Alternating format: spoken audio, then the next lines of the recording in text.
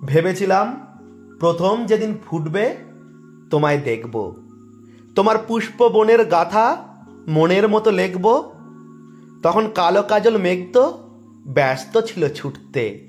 ভেবেছিলাম কদিন আরও যাবে তোমার ফুটতে। সবে তো এই বর্ষা গেল, শরৎ এলো মাত্র। এরই মধ্যে শুভ্র কাশে ভরল তোমার গাত্র। ক্ষেতের আলে, নদীর কূলে, পুকুরের ওই পাড়টায় হঠাৎ দেখি কাশ ফুটেছে বাঁশবাগানের ধারটায়। আকাশ থাকে মুখ নামিয়ে মাটির দিকে নুয়ে, দেখি ভোরের বাতাসে কাশ দুলেছে মাটি ছুঁয়ে। কিন্তু কখন ফুটেছে তা কেউ পারে না বলতে, সবাই শুধু থমকে দাঁড়ায় গাঁয়ের পথে চলতে। উচ্চ দোলা পাখির মতো কাশবনে এক কন্যে তুলছে কাশের ময়ূর চূড়া কালো খোঁপার জন্যে।